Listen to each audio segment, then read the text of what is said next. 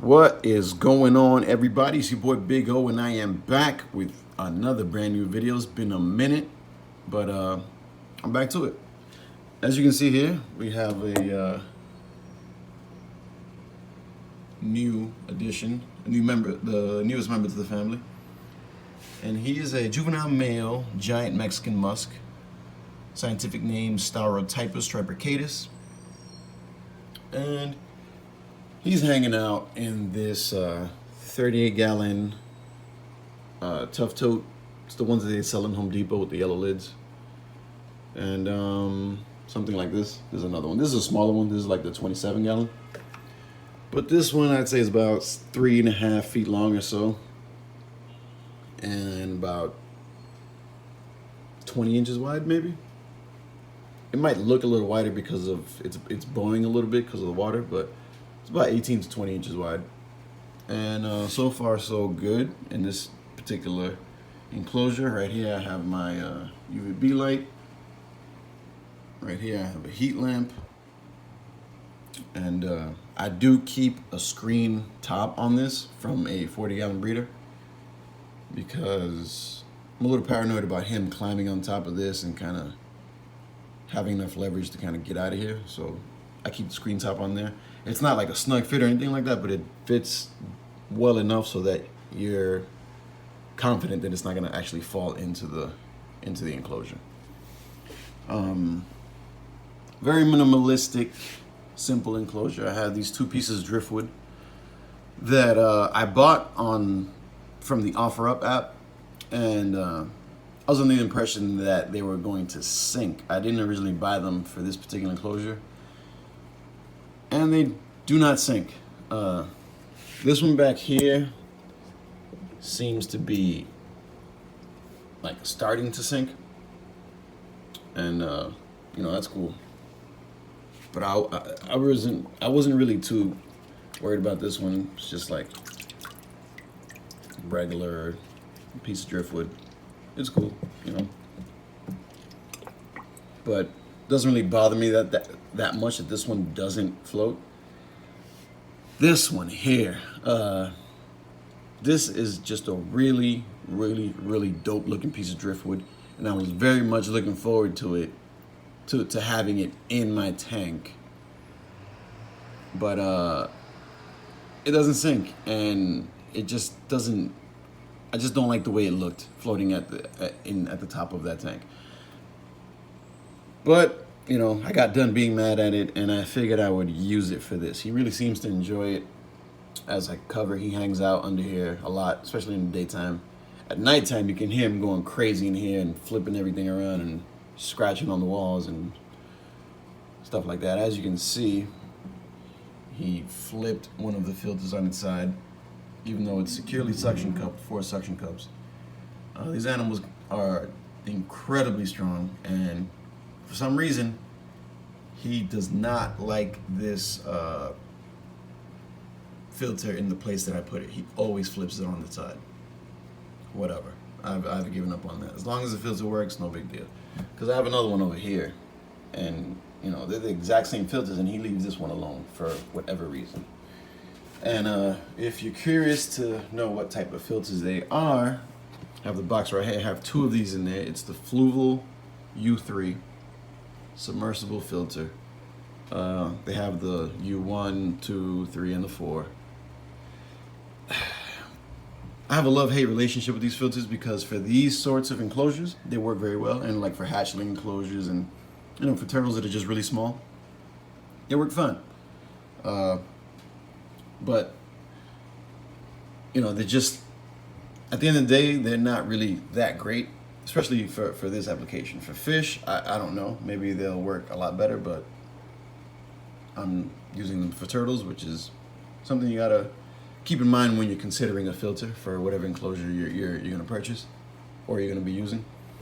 But yeah, I have 2 of these, and they seem to work very well. I only have to do full clean outs like every 2 weeks or so. So, I'm fine with that. It's not a very big enclosure. It doesn't really bother me. But the other thing I don't like about these is they're very pricey. I feel like $30 for this filter is just way too much. Maybe not way too much, but it's definitely overpriced. But that's kind of a common thing with fluval products. They do, for the most part, seem to work well, but they are overpriced, in my opinion.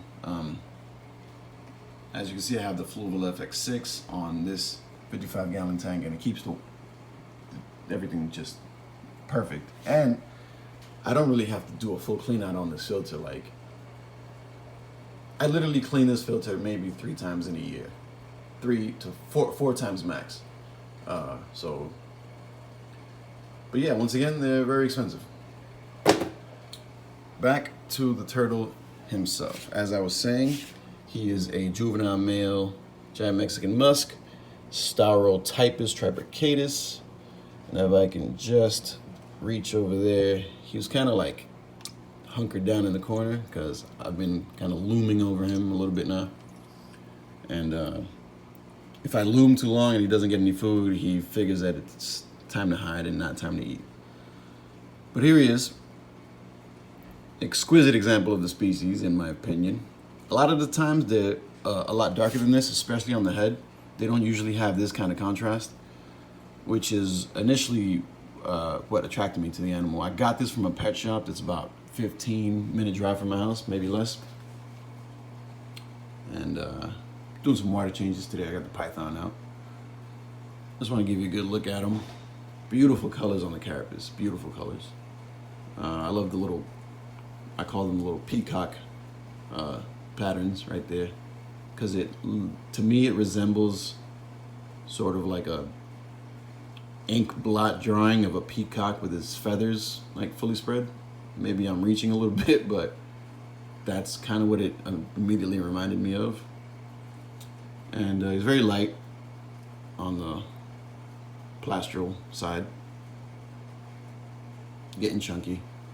He was a little light when I got him, so I kind of was feeding him a lot at first, but now he's on the 3-time-a-week feeding schedule. And for food, pellet-wise, he's primarily getting the Missouri croc diet, which is my favorite for carnivorous-leaning turtles. I love that food. They seem to really enjoy it, and personally, for me, I've noticed the physical differences on the animal. They definitely, their skin and shell and everything do look better after eating that food for some time. But that's just me.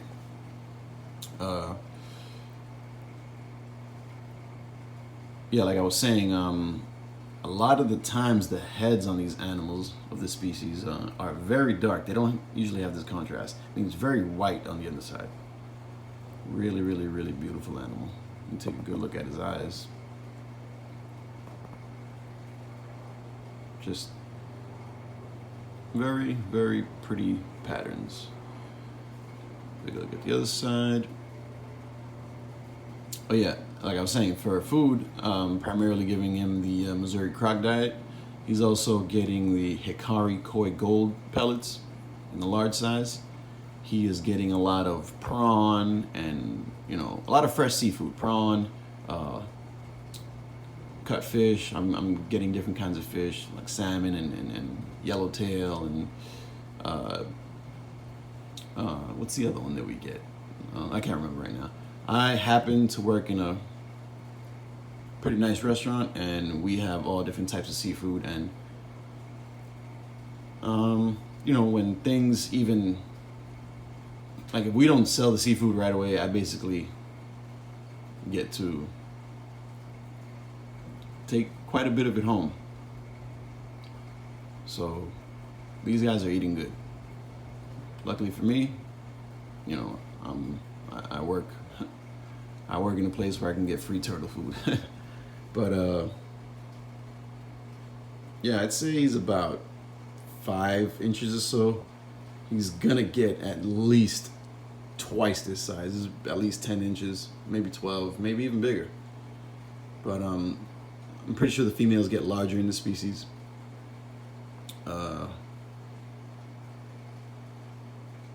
What else can I say about them? I looked around online a lot for like information, particularly like in regards to captive care about this species, and surprisingly, I really couldn't find that much. This is not like a species that is super common, but it's not uncommon at all, I don't think. I see them for sale all the time from all different sites and vendors and dealers and breeders and what have you at shows.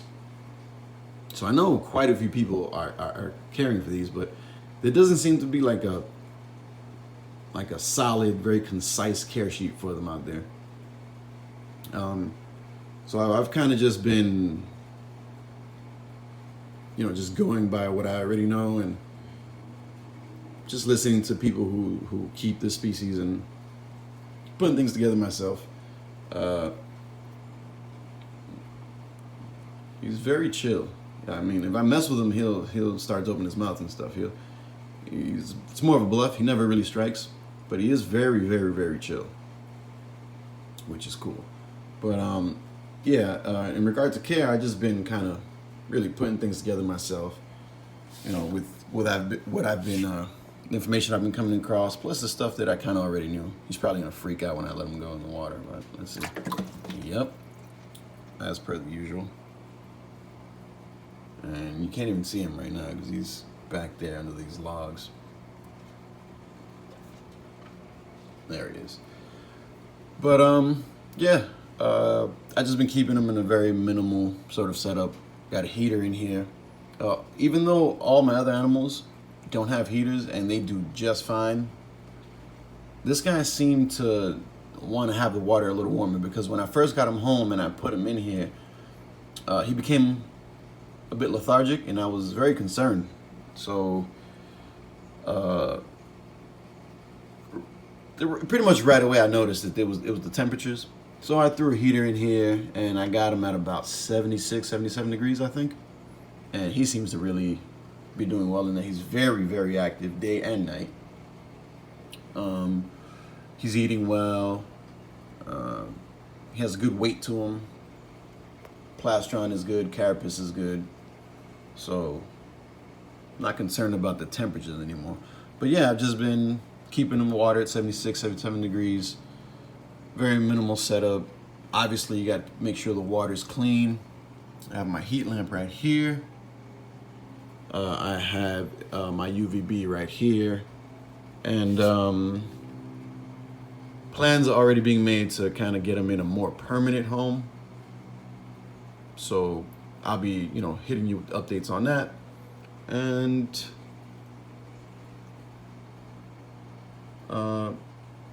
hopefully everything keeps going well. And this guy, where is he?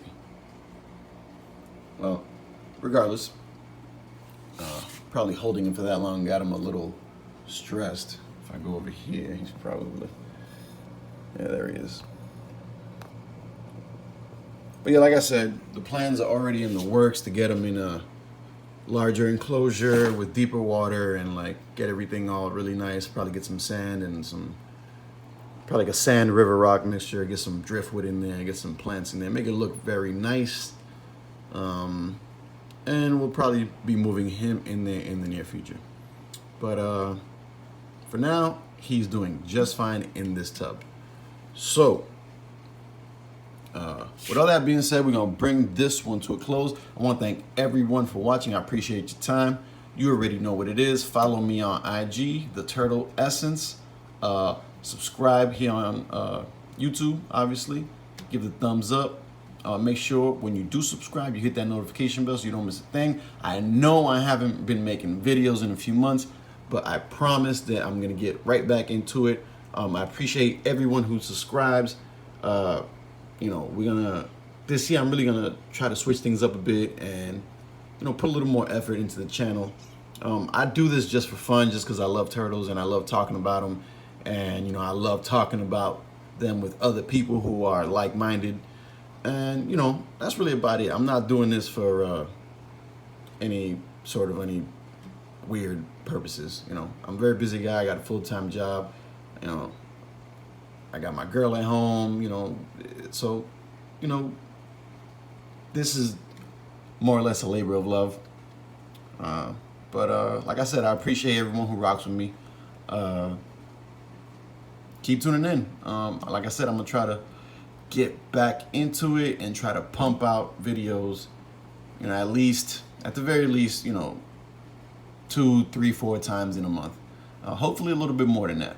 But there's gonna be a lot of changes actually going on. I got some new enclosures. I got some new things. I got, you know, I'm switching things around. I'm making things better for all the animals.